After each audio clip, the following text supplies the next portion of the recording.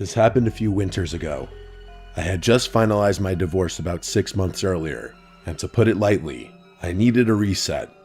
Christina, my girlfriend at the time, suggested we take a trip somewhere quiet, something different from the chaos I'd been dealing with. We found a rental on a lake in upstate New York, and I booked it for a week without much thought. The place was exactly what I was looking for. A modern but cozy house positioned right on the lake, surrounded by woods, with only a handful of other properties scattered along the shoreline. Most of them were empty. It wasn't exactly peak season for lakefront living. I welcomed that though. I really just wanted to be as far from civilization as possible. The host wasn't going to be there, but he gave us some detailed instructions on where to find the keys, some stuff about the house, all the standard Airbnb stuff.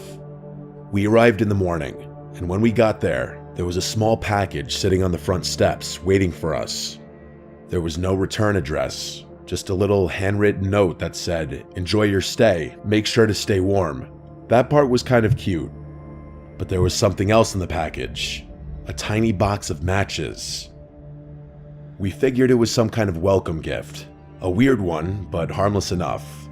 Christina laughed and made a joke about how the upstate people have always been a little odd, and that was that. The next 2 days were exactly what we wanted. Long hikes through the snow, hot drinks by the fireplace, total peace and quiet. Oh yeah, I should probably mention that the snow had been steadily falling since we arrived.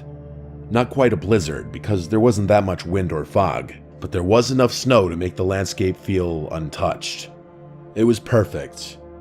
I think it's a good time to describe the layout of the house, at least somewhat. The master bedroom where we slept was on the second floor. It had these massive windows across from the bed that overlooked the lake. The roof, or at least the windows, must have been pretty thin because we could hear the patter of snowflakes from inside, which was a really nice touch. There was also a skylight in there, so we could fall asleep to the beautiful sky and snow. Sometime after midnight on the third night, I woke up to a sound. It was barely audible over the sound of the wind and the snow. The first thing I noticed was actually the storm. The snowfall had gotten considerably heavier since I had fallen asleep, and the outdoors was starting to resemble more of a blizzard. I shifted my focus back to the sound and realized why it stuck out. It sounded man-made, almost mechanical, unlike the natural sounds you'd expect to hear out in the wilderness. I quietly got out of bed, careful not to wake up Christina, and I made my way across the room. I looked out the window and saw the last thing I expected to see. A snowmobile. It was moving slowly across the ice. I know it's not the most abnormal thing. People drive snowmobiles on frozen lakes all the time, but I was just so confused given how late it was. Like I said, the snow was falling more heavily now, so visibility wasn't great, but I could still make out the shape. The driver was moving cautiously, like they weren't completely sure about the ice, and then they just stopped entirely. I watched as the person climbed off and started waving their hands like they were in distress. It looked like they were shouting, but I couldn't make out what they were saying. To my horror, I realized that they were facing in the direction of our house. Did they know we were there? It was impossible. Either way, it looked like they needed help. So I woke Christina and told her what was happening. Then I got dressed, went downstairs, and stepped outside onto the deck. It was freezing, even with the layers I was wearing. As soon as I opened the door, I got hit with another surprise. The person on the ice was a woman. I could tell because she was shouting for help, saying, "Thank God someone's there," and repeating that she lost her little boy somewhere in the snowstorm. It sounded like she was crying, or borderline hysterical. It wasn't a question of whether or not I'd help. If there was a child out there in that weather all alone, they weren't gonna last long. I laced my boots and made my way toward the lake, telling Christina to stay inside. As I approached the woman, I started to make out more details of her appearance. She was bundled up in a thick fur coat, and her hair was pulled back into a tight braid. The ice was completely solid. There wasn't even a chance of falling through. So I started to relax, knowing that it would have been impossible for that little boy to have fallen through. As I got closer, she started saying that he had run away from home and that she was looking for him. That statement gave me some pause. I had expected her to say something like he had fallen off her snowmobile and she hadn't noticed, and then I started to think about how ridiculous even that story was. How the hell do you not notice your own kid falling off a snowmobile? The adrenaline must have been clouding my judgment, because I hadn't even thought about that until right then. I was just about to ask her for more details when she said something that literally made me freeze. She asked me if I still got those matches, and I could tell she was smiling. For a split second, I had no idea what she was talking about, and then it all clicked at once. The matches, that package from the first day, the note. She had left it, not our host. Before I could react, she reached into her coat and pulled out a gun. She demanded my wallet and phone, and I gave them to her. I had no other choice. The whole interaction happened within the span of not even 30 seconds. Without another word, she climbed back onto the snowmobile and disappeared into the whiteout. As she was speeding away, I turned towards the house and ran as fast as I could on the ice, shouting for Christina to call the police the whole time. She was already on the phone with them when I finally made it back to the house. I locked the doors and paced the room, still shaking. I kept looking outside, half expecting to see that snowmobile circling back. The cops showed up about an hour later. By that point, the fresh snowfall had already covered any tracks that woman had left behind. Christina was hysterical, but I was mostly angry. I had come here for peace. There was hope, though. I couldn't think of a reliable way that woman had gotten her snowmobile onto the lake, so I expected the police to at least find the vehicle abandoned somewhere. Unfortunately, I was wrong. The police searched the area and found an old boat ramp on the far side of the lake. Their best guess was that she had come from there. I was furious and insisted they keep looking, but they told me the same thing I already knew. There wasn't much they could do. Even if she left something behind, they'd never find it in all the snow. With Christina's help, I tried tracking my phone, but by that point, it was already offline. The one good thing about the whole ordeal was that the Airbnb host refunded the entire trip. He sounded genuine on the phone and confirmed that he knew nothing about a welcome package, but something about the whole thing didn't sit right with me. How could that woman have possibly known we'd be staying there, and why go to such elaborate lengths just for a simple robbery? I couldn't help but think the host had something to do with it, but I had no proof. I brought it up with Airbnb, but they were about as helpful as you'd expect. I know I've always been a paranoid guy, but for the longest time after that, I couldn't help but feel that my ex-wife had something to do with it. It honestly makes me angry writing about this. I can just imagine her stupid face laughing at my expense. I've since come to terms with how unlikely that possibility is, but the whole thing still doesn't make any sense. Even now, I have no idea why someone would do all of that just for a wallet and phone, unless they were seriously messed up in the head and got some kind of sick pleasure out of it.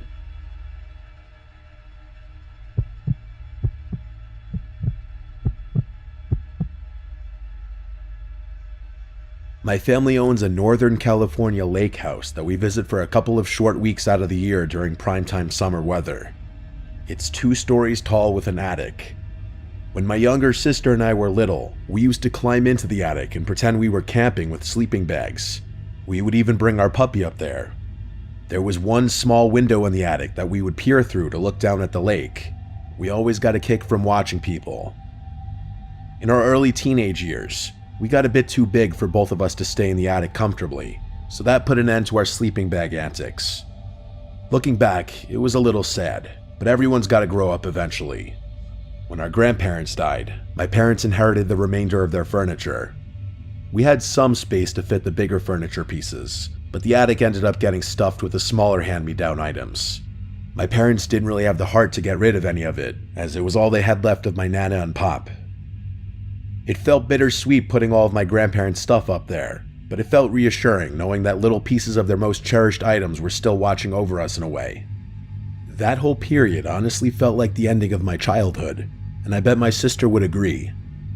As we got older, it got harder for my family to make it out there to the lake house due to my studies and my parents' work. At best, we could all maybe get a singular week off for a family trip, but nothing beyond that.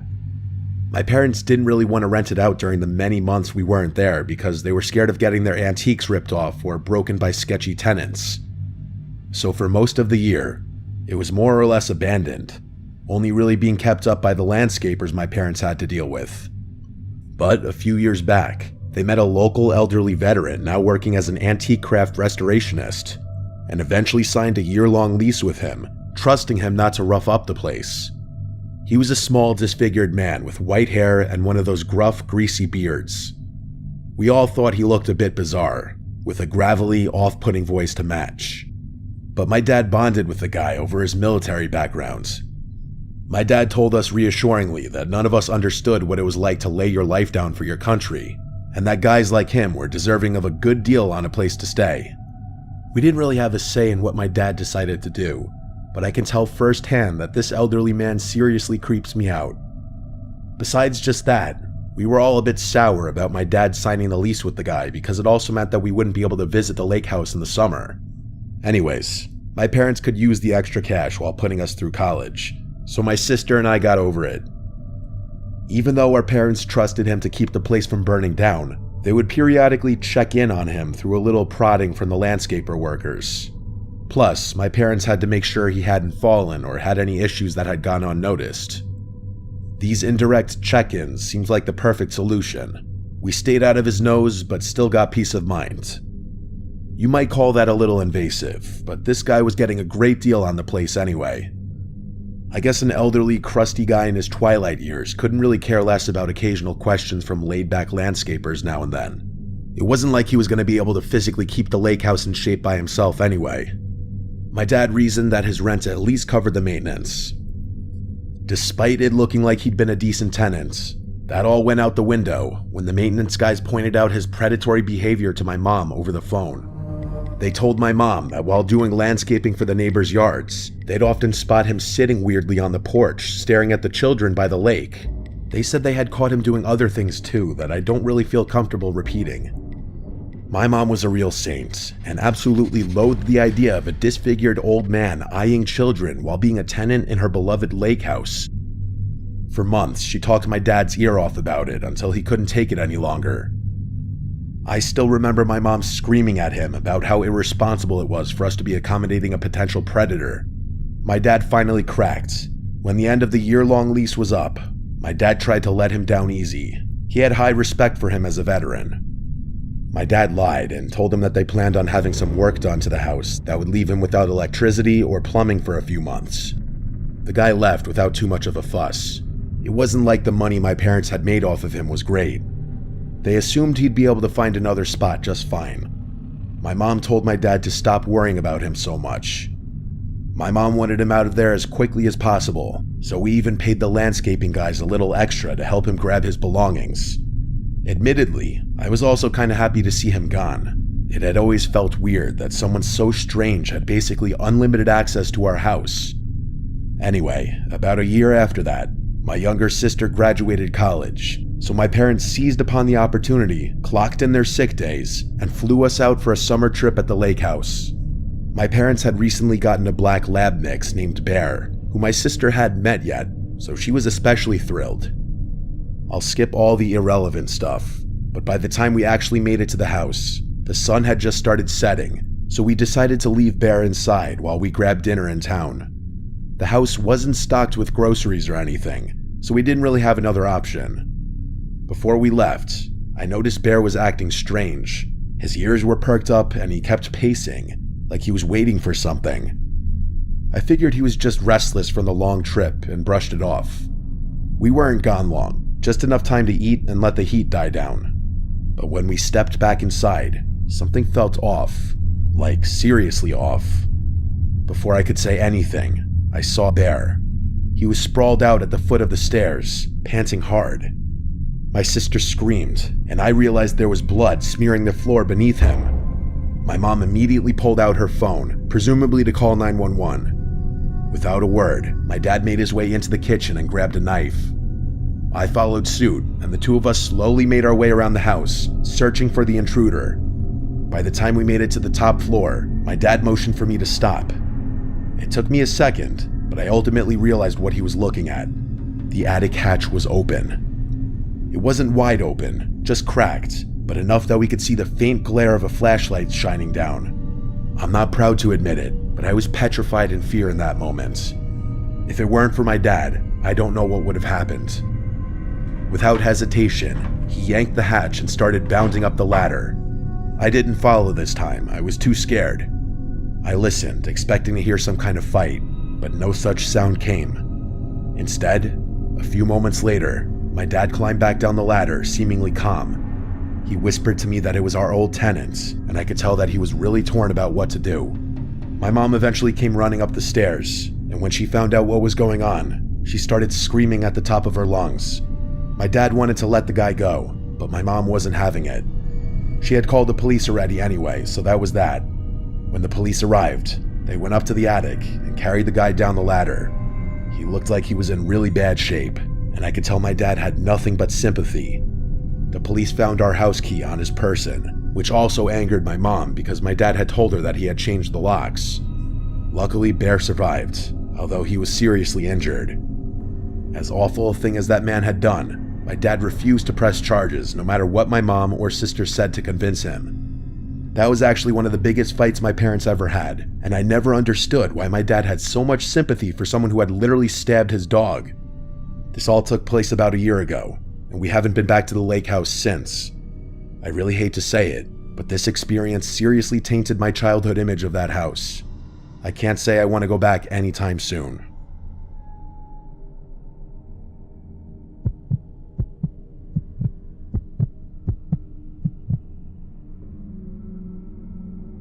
This happened last summer. I was 20 years old. My name is Kevin. My friend James comes from a very wealthy family. His dad is like an IP lawyer who contracts with the US government or something. They've got a bunch of properties all over the country and a handful of international ones too. That's the kind of wealth I'm talking about. One of their houses is on a relatively large but overall pretty secluded lake. The lake itself isn't so big that you can't see the houses on the other side of it, but it would be a workout and a half swimming across the whole thing. James' parents were never around, so he pretty much had unlimited access to that house, and he often invited friends over, with permission of course. There's something about being out on the lake that makes you feel invincible. It's a different feeling than the beach for sure. I'm not really sure how to explain it, but there's more of an exclusive vibe to it. Hopefully I can be successful enough to afford one day. Like I said, the lake itself is pretty secluded. Big fancy houses line the perimeter, but most of them would usually sit dark and empty. A lot of them were vacation homes for people who barely even used them. It's honestly kind of a shame thinking about it. There are upsides to that though. James would throw the craziest parties there because there were usually no neighbors to call the police. This night was different though. It was just the two of us, having a more chill night. I won't get into it, but I had just broken up with my girlfriend of 3 years and I was in dire need of some bro time. We were having a few beers out on the dock when I noticed a light flicking across the lake. I can't remember exactly what time it was. At first, I thought it was just the sun perfectly reflecting off something into my eye, but even when I moved my head to the side, I could still see it. It was flashing like someone was turning a light on and off repeatedly. I told James, and the two of us became fixed on it, trying to figure out what it could be. At some point, we realized the flashing wasn't random. It was following a pattern. 3 short bursts, followed by 3 longer ones, followed by 3 short ones. I guess I'm dumb for not knowing this, but James snapped his fingers and said it was Morse code. I looked at him like he was crazy and asked him when in the world he had learned Morse code.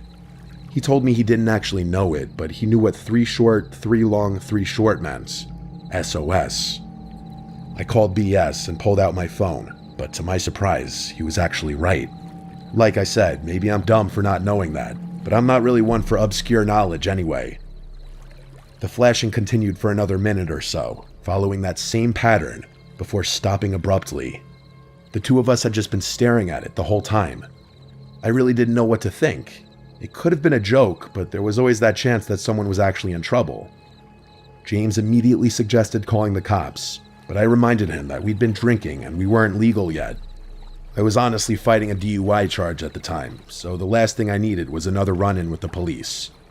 He wasn't thrilled about that answer, and I could tell he was torn about the situation. The two of us couldn't really think of a rational explanation besides a kidnapping or something along those lines. We thought it might have been someone who had fallen and needed help, but that didn't make any sense because they probably would have just called the police. We've always been those adventurous, delinquent type guys, so we decided it was worth checking out ourselves. If it turned out to be serious, we'd call the police then. We went back inside. James' brother had a bunch of switchblades lying around his room. He was kind of a weird kid. So we grabbed a few of them just for peace of mind. James said he was good to drive and that we should drive around the lake to that house, but I told him I really wasn't comfortable with that for obvious reasons. He joked about my situation and I laughed it off. If we weren't driving, there was only really one other option. The two of us walked back out to the yard and dragged James' dad's kayak into the water. We were laughing at first, enjoying the adventure of it all, but the further out we got onto the lake, the quieter we got. I think both of us realized how dumb of an idea it was, but neither of us wanted to be the one to spoil the fun. The sun had almost fully set at that point, and it was getting harder to see. It wasn't pitch black or anything. We had light from some of the lake houses to guide us, but it was still a bit unsettling. As we got closer, the house came into view. It was big like the others, but it was obviously not maintained very well. For starters, the dock was half collapsed, literally. Half of it was just sunken into the water. The flashing had also stopped, which was kind of a bad sign too. We had planned on just tying the kayak to the dock, but we obviously couldn't do that anymore given how unstable it looked. Luckily, the yard wasn't too high up above the water, so we beached the kayak on the yard instead, careful not to slip on the rocks. I felt the adrenaline rush start coming on. I could tell James was feeling the same thing. We looked up toward the house. The light had been coming from the second floor, that much we knew. James was freaking out at that point and insisted that we just leave and call the police. I told him we'd have to kayak all the way back to his house to even do that, as there was no service on the lake and that we need to connect to Wi-Fi. I reminded him that we had explored 1 million abandoned buildings before, and this wasn't too different. He wasn't thrilled with that logic, but agreed anyway. Believe me, I know how dumb this was. Everyone I talk to about this shares that same opinion, but I've never been one to make good decisions, and neither is James. We didn't walk to the front door. That would have been suicide. Instead, we crept around the house until we found a window that was unlocked. The two of us silently slipped inside. The house was empty. Not just abandoned, but empty. Like stripped. There was no furniture and no junk in there either. To be frank, there was no signs that anyone had ever even lived there. The floors and walls were completely bare. We moved cautiously through the rooms, looking for the stairs. There was no one in sight, and all the rooms were just as empty as the first one had been. We finally found the stairs and slowly made our way up. I had made a mental note of where the window was, and we slowly walked down one of the hallways until we got to what I guessed was the room the light had been coming from. I pressed my ear against the door and heard nothing. I glanced over at James. He nodded, and I carefully pushed the door open. The room was empty, with the exception of one thing by the window. I tiptoed over to it and realized what it was. It was one of those old projectors, and it was facing the window. Alarm bells immediately started going off in my head. This was a trap. Someone had set this up deliberately. James must have realized the same thing, because I just heard him start sprinting back the way we had came, not even trying to be quiet. I turned without another thought and followed him. As we were running down the stairs, I heard a door, presumably a closet door, swing open from the room I had just been in, followed by rapid thumping sounds. We bolted down the stairs and back through the house to that first window. James jumped through and I was next. As I was climbing through, I heard those footsteps from behind me again, bounding down the stairs. I didn't even look. I just made it through the window and ran to catch up with James, who was already down by the lake's edge. As I was running to catch up to him, I heard him curse, and I quickly realized why. The kayak was gone. I turned, and from the side of the house, there was a person running toward us. I could barely process what I was seeing. He was fast. I couldn't get a good look at him, but he was big, definitely an adult. I pulled out my switchblade, ready to defend myself. I expected James to do the same, but instead, he turned and jumped straight into the lake, sneakers, hoodie, everything. I didn't even think, I just followed. The water was freezing, but I didn't care. I swam as fast as I could, trying to fight the burning sensation in my arms and legs. We swam toward the light from James' house, which looked like it was miles away. The swim felt endless, but on pure adrenaline, we made it. By the time we dragged ourselves onto James' dock, I thought I had hypothermia. I don't think I've ever been that cold in my life. We ran straight inside, locked every door, and called the police. It took them almost an hour to show up. It was honestly kind of outrageous. When they finally did, they went straight across the lake to investigate. They were over there for a while, but when they came back, they told us exactly what I expected to hear, that there was no one. They confirmed this house had been abandoned for years. No signs of recent occupancy, no footprints, no gear, no personal belongings, nothing. Just an empty house. They weren't happy with us. They gave us the whole "why didn't you call first" speech. James's parents were even more pissed when they found out. Let's just say I wasn't invited back to the lake house after that. James told me his parents were threatening to sue the town for allowing something like that to happen, and the police for refusing to investigate further. As for me, I still don't know what happened that night. I don't know who was in that house, or why they set that trap, or what they planned to do if we hadn't run. I don't think I want to. Most of my friends agree that it was a trap, and think that whoever was planning the whole thing got cold feet until the last minute. I really don't want to think about what would have happened if they had gone through with whatever they were planning on doing.